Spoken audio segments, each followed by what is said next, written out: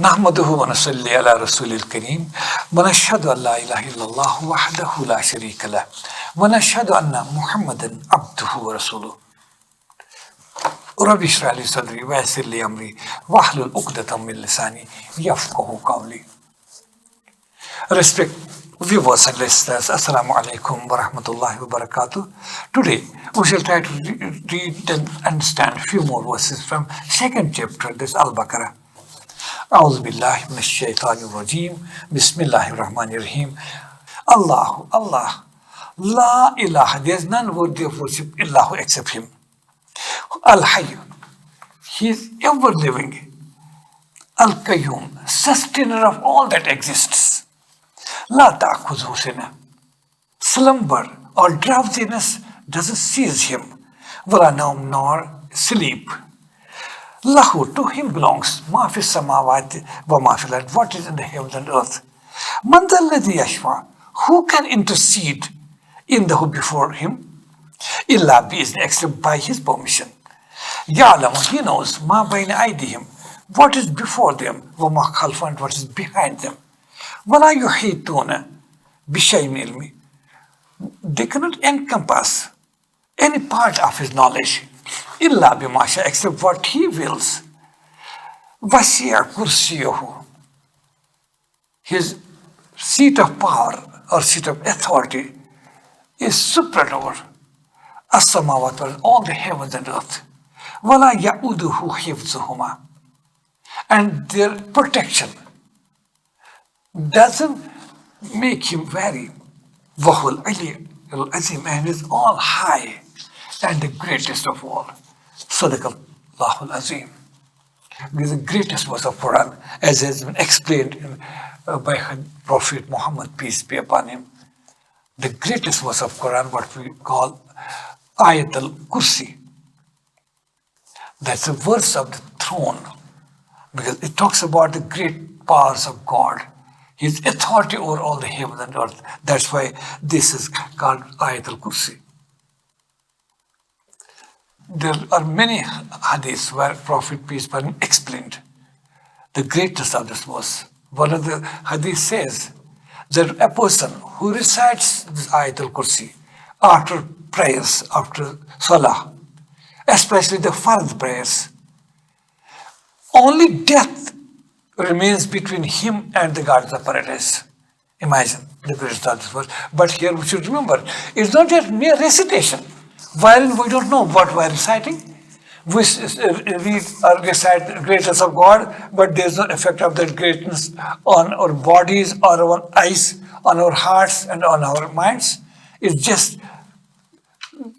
like some magical words we are reciting. It's not like that.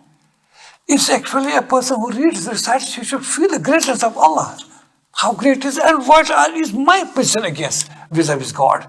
I am nothing, absolutely nothing. And how great, not great, He's not just great, not greater, but the greatest of all. That should be an effect of recitation of this verse after Salah that qualifies a person for entry to the garden of paradise. Not just mere recitation with that understanding, without having any effect on our eyes, body, or our hearts or souls. That's not there. Such hadiths don't mean that. Verse of the throne are Ayat al-Kursi. Allah, that's God. La ilaha, there is none worthy of worship. Yes, who understands it and whose head bows before none but God. He can understand the greatness of this verse. Allah, la ilaha, none, there's no deity, none worthy of worship, illahu, except Him. Except Him. This is the first effect or impact of this verse while reciting. This should be on our minds. Imagine, a man should tremble with the feelings of the greatness of Allah the Almighty through this verse. Al-Hayy, He is ever living. How means living. I am also living. You are also living. Your animals and plants are living. But Allah is also living. There's a basic difference. We live because Allah has created us. Allah has granted us life. That's why we are alive. And once this life starts from us, we'll die. We cannot live if Allah doesn't like us to live. But high, as far as Allah is concerned, it means ever living. There is no beginning, there is no end, there is no death, there is no birth for Allah. Al-High, He is ever living. Don't confuse this high with you and me. We are alive also. That's why we translated Al-High, ever living. No beginning and no end. No birth, God forbid, no death. Ever living. Al-Qayyum, sustainer of all the existence. He's not just alive, ever living. Yes, He is, that's no doubt. Al-Qayyum, He sustains. He gives life. He sustains all the things in existence. Right from the depths of this earth up to the high reach of peripheries of our galactical systems. It is sustained. It is alive only by Allah's will, when He wills it to. If He wills, it should not. Everything will disintegrate within a moment. Everything will crash. Everything will be finished. Al-High, He is ever living. Al-Qayyum, sustainer of everything that exists. Nothing can exist without Him or without His will, without His permission. La ta'khudhuhu sinatun wala nawm. Though He is the Lord of all the worlds, He is managing affairs of all the universe. Today we are made to believe on the basis of James Webb latest observatory in a star about 1.5 million kilometers in space and exploring this high reach and high peripheral space, we are made to believe that there are around 2 trillion galaxies, that means 2,000 billion galaxies. But this again, human limitation, because our eyes, our lenses, or our telescopes go only up to that. And with the invention, which happens every year, every new telescopes, new things, observers created. And our vision of the universe expands. What actually this universe is beyond our perception. As we know now, it is just about one universe we are talking about. Generally we talk about. There can be many parallel universes. That means it is beyond, just mind-boggling. Mind-boggling it is. It's not just creation. Allah has created everything. Right? If we talk about just from our physical standards, an atom, which cannot be seen even at an electron microscope. Smallest particle. Atom. From atom to high galaxies, that's our vision, we can't go beyond. And similarly, as far as living things are concerned, from a unicellular organism like bacteria or virus to the great dinosaurs, these blue whales, everything, all galaxies, all planets, every living, every non-living thing, everything He has not just only created this universe, He is managing it. That's why Quran says He is not just Khalik, He is Rabb, He is Lord. He is sustainer, nourisher and cherisher. He is managing because He is the greatest of all. He is the great creator and sustainer. Then Quran says, La ta'khudhuhu sinatun wala nawm. He doesn't suffer from, He doesn't need any slumber or drowsiness. He doesn't suffer wala nawm, nor any sleep, just to manage all the different. Why? No word in Quran is needless or inappropriate or used out of way. Everything has its sense. Why was it needed to say La ta'khudhuhu sinatun? That drowsiness or slumber doesn't seize Him or overtake Him, nor sleep. Because once God is there, He is ever living. It was explained only He is ever living and sustainer of all that exists. Why this? Because the Quran had not to explain everything, but He had to correct the records, previous records also. He had to put the records straight.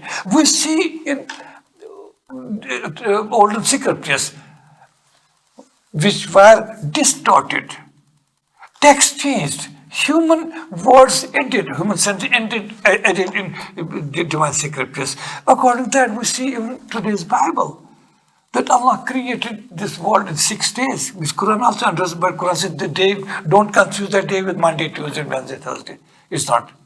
And they interpret it in the texts as Sunday, Monday, Tuesday.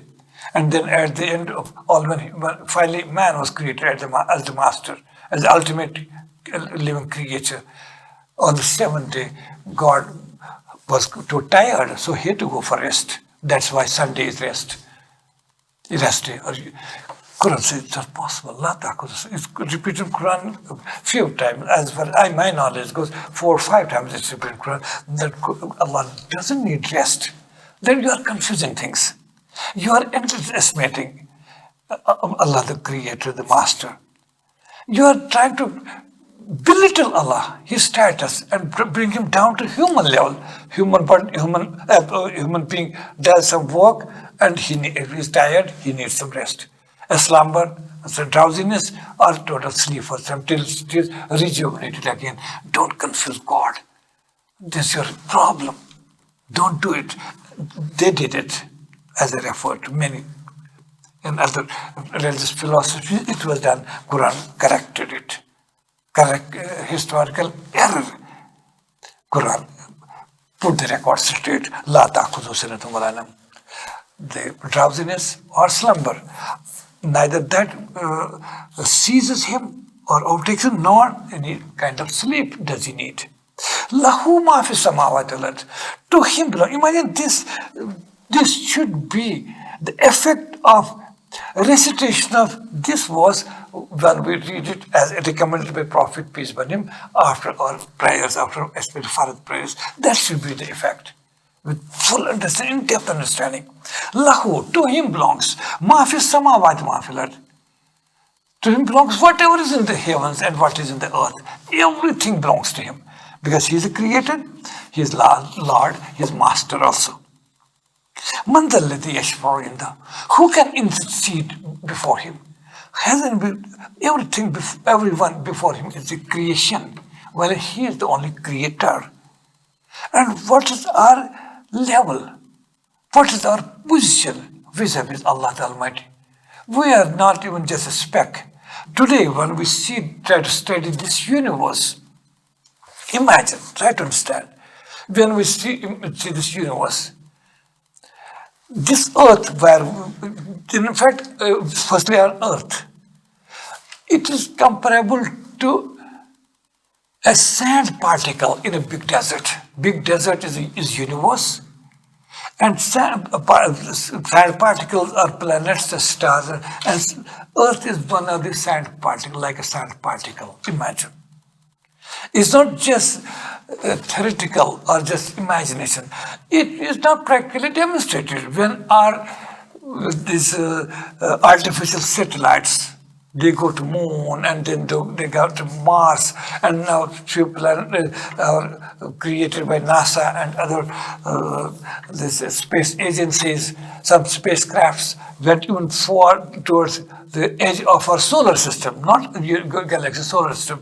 And watching from that, Earth is invisible. We don't see Earth, as if Earth doesn't exist.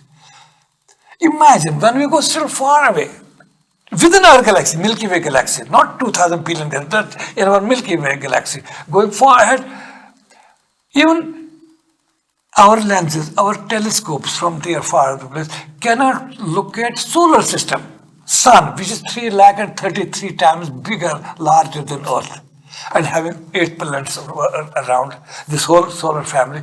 This solar system is not visible. And when we go out of the galaxies, our own galaxy, which is not possible now, of course, this is all hypothetical. As time comes, when even our Milky Way galaxy becomes invisible, it's as if it doesn't exist. Milky Way galaxy. Which Milky Way galaxy? Which is, its dimensions, from one edge of our Milky Way galaxy, from this part to this part, there's a distance of 100,000 light years distance. What does that mean? 1 light year means 7,860 billion kilometers. That means distance between Milky Way galaxy, one part edge to other, is 100,000 multiplied by 7,860 billion. That this one galaxy, we have such till known galaxy, 2,000 billion such galaxies. So imagine what's the position of Earth. And what I'm sitting on this Earth, what is my position? And what is my position before Creator? How great He is. Can anybody imagine to intercede? Unless He allows anybody. That's His mercy, that's His grace, that He will grant that level of intercession to his chosen ones. Otherwise, we stand nowhere. We are physically non-existent. As if somebody says, oh, it doesn't exist, he's right. It's so meager, such a small, one of the smallest planets, one of the smallest particles of this universe is Earth. And what is my position? Quran says, think about the greatness of God. Lahum ma fi samawati wa fil ard. To him belongs all that is in the heavens and earth. Man dhal ladhi yashfa'u indahu. Who can intercede before him? Illa bi'izni, of course, except by his permission, whom he grants that permission. No, none of his own. Even if in stature, in level, he may be among humans, he may be much higher, but nobody has even his authority of his own. But if it is granted by Allah the Almighty, Ya'lamu, he knows, ma bayna aydihim wa ma khalfahum, what is before them, what is behind. That means Allah knows what is evident, clear, and what is hidden.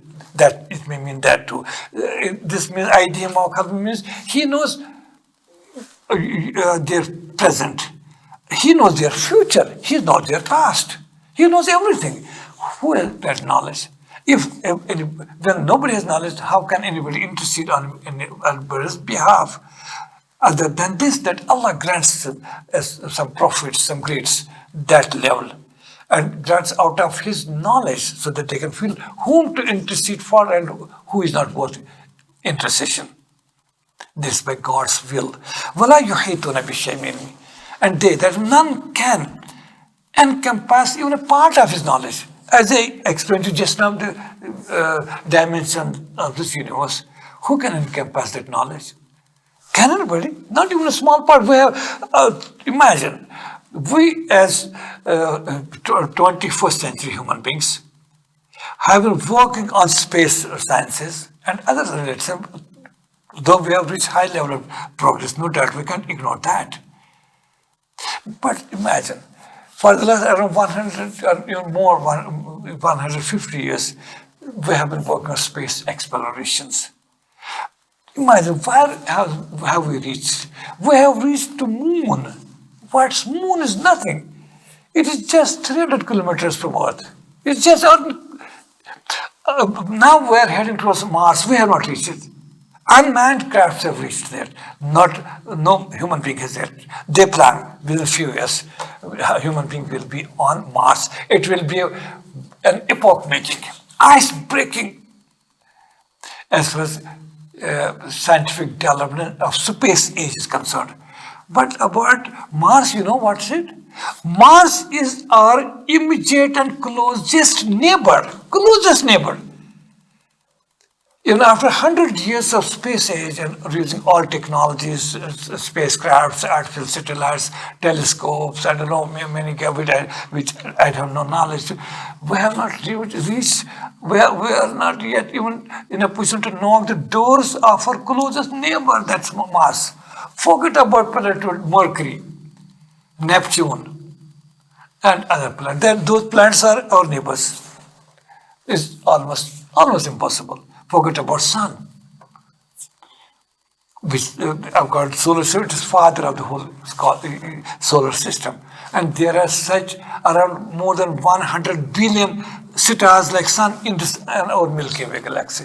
So imagine, who can encompass that knowledge? You know, a small bit of it, just a fraction of it. Illa bimasha, except what He wills. And He gives humans just a glimpse. It's just a part of this particle. Wasiya kursiyahu samawati wal ard. His kursi generally we mean chair, we translate it, but it's not literally chair. Kursi means place of authority. A person sitting in his chair, we generally say, yes, he's in the chair, that means he has power. That sitting in a chair means he has powers. That likewise, wasiya kursiyahu samawati wal ard. His power, His seat of power extends over all the heavens, all these billions, trillions, millions, and sextillion galaxies, whatever it is. Our number game fails while describing this universe. as explained by great space scientists, astronomers, and directors of NASA, like Carl Sagan. One of his books is entitled Billions and Billions, in which he explains it is mind-boggling. We lose all the numbers and all calculations while describing this universe. Read his book, Cosmos, one of our all-time greats. Wasiya Kursiyu Samawat wal Ard, describing the great powers of Allah. Wasiya Kursiyu Samawat wal Ard, his seat of power extends over all these heavens and earth. What you see, what do we see? We don't see. What do we see? We see a small fraction, even with all the telescopes, all our observatories, all the artificial gadgets. We are in a position to see just a small fraction of this universe. But what is beyond, Allah is the master of that too. His seat of power extends even beyond that. وَلَا يَعُودُهُ حِفْظُهُمَا. It's protection. Their protection of this all, everything what exists, doesn't tire him. He doesn't feel tired. Because he's beyond this these are human limitations. And he is the creator, not the creation. وَهُوَ الْعَلِيُّ الْعَظِيمُ. And he is all high. That's his highness is beyond imagination. Otherwise, Ali is, this would people are high, enjoying high status, no doubt. But what is he? He's Ali, it means he's highest of the high. I mean, see, that again is limitation of my speech. How can we describe Ali? He's highest of the high. His highness is beyond human imagination. Azim, and he is the greatest. What is his greatness? We may say greatest of greats, greatest of all. That's again our limitation because we can't go beyond. Otherwise, he's even greater than what our tongues can utter or what our minds can even imagine. So this is the verse of the throne, Ayat al-Kursi. I've given just a few minutes, I have to explain. So, but how can I? Because there's limitation of knowledge, also limitation of time, limitation of understanding, limitation of their expression also. I've tried to give just a glimpse of the greatness of Allah the Almighty as highlighted this verse of throne, Ayat al-Kursi. Sadaqallahu al-Azim wa sadaqa rasuluhu an-Nabiyyul Kareem walhamdulillahi Rabbil Alameen.